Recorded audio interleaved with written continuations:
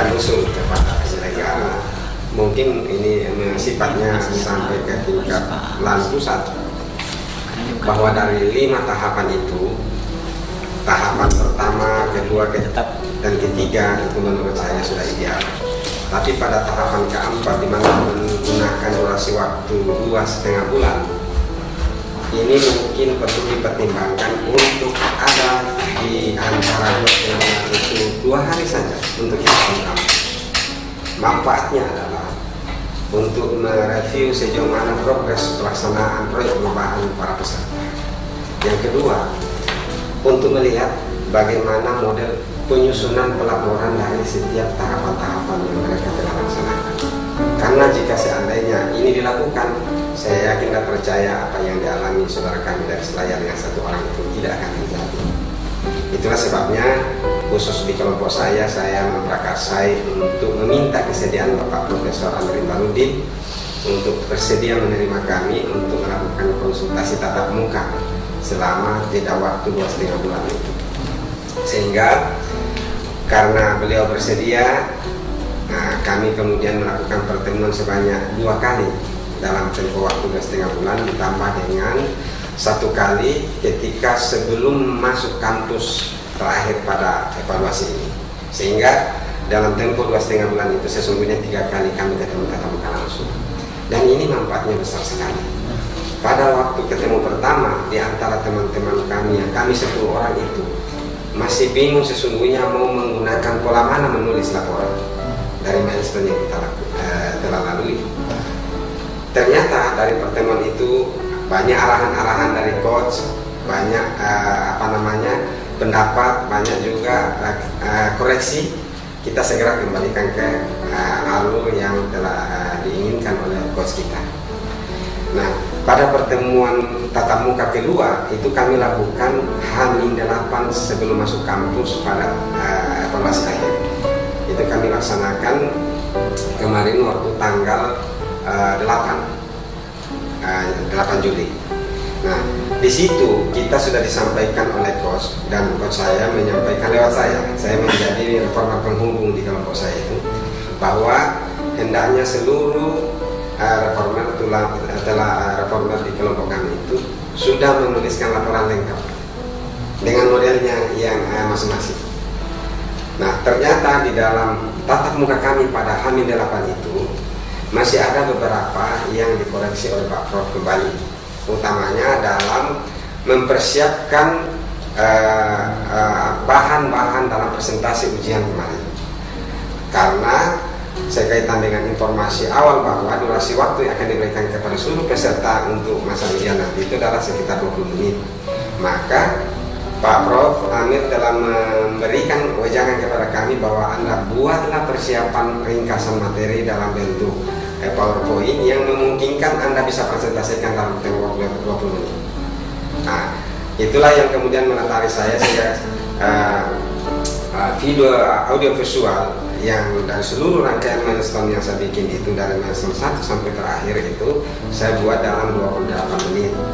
Sehingga pemikiran saya bisa kakak ini separuh untuk bisa mencapai 20 menit. Tapi ternyata ketika kami datang kemarin itu berubah menjadi cuma 15 menit. Sehingga tidak semua persiapan baik itu PowerPoint maupun audiovisual yang saya bikin itu tidak bisa ditampilkan semua pada waktu ujian. Tetapi dalam penyelenggaraan ini saya kira cukup bagus, dan yang menjadi berat bagi kami adalah bagaimana menjelaskan stakeholder internal pemerintah daerah masing-masing tentang model pembelajaran gaya baru ini atau model pendidikan diklat pola baru. Karena di antara para pimpinan saja banyak yang belum memahami bahwa model pembelajaran diklat sekarang ini seperti ini sekarang.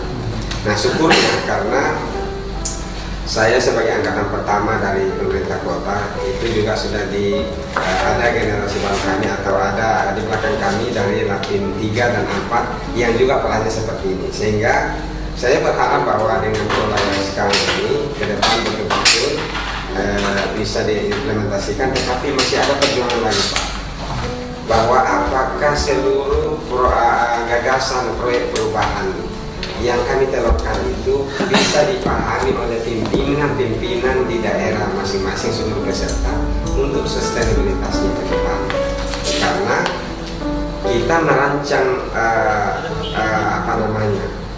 proyek perubahan pada waktu kita masuk tahap pertama dulu, itu kan spontanitas berdasarkan mindset kami pada waktu 5 hari itu waktu. Nah, sehingga kita belum konsultasi pimpinan secara luas waktu itu.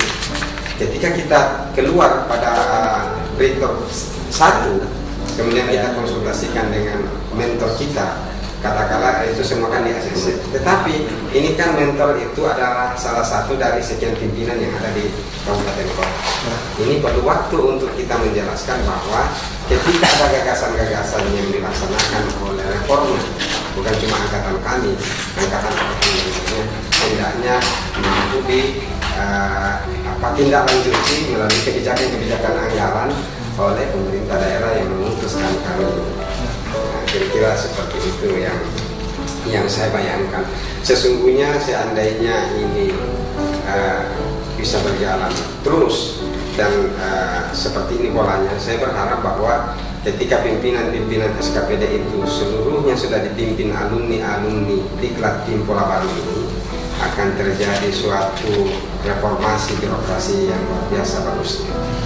Bagaimana pandangan Bapak kalau misalnya 3 klasifikasi peserta itu muncul di dalam diklat ini? Artinya ada yang lulus, ada yang tidak, ada yang tidak lulus. Gimana? Saya pikir itu adalah satu hal yang sangat positif. Pastinya. Kalau diklat tim ini nanti kesannya keluar bahwa sama aja yang lalu-lalu sama orangnya, akhirnya akan lulus. Saya yakin dan percaya bahwa peserta-peserta diklat tim generasi berikut atau angkatan-angkatan yang akan datang akan acak-acakan dalam melaksanakan proyek-proyek perubahan. Dia tidak akan serius dan tidak akan tidak akan full di dalam mencari model-model perubahan di instansinya. Dia akan membuat asal lewat. Saya khawatir kalau misalnya terlalu dimudahkan ya. Saya sendiri kan tidak tahu apa lulus tidak Pak, tetapi bagi saya harus ada suatu pengklasifikasian memang. Dan kita dikelaskan sesungguhnya sudah bisa saling ukur orang peserta-peserta itu bahwa ini yang memang serius, ini yang hanya sekedar mengikuti saja, dan ini yang bahkan kira-kira kurang perhatian terhadap proses pembelajaran. Kalau tidak ada reward dan punishment kepada peserta diklat itu di akhir pelaksanaan, akhirnya orang akan mengatakan yang penting hadir, yang penting. Ini yang kita khawatirkan. Apalagi ini pendidikan penjenjangan pola baru, kita tidak boleh sama sekali kemudian nanti ada kesannya asal-asalan. Itu menurut saya kata kunci.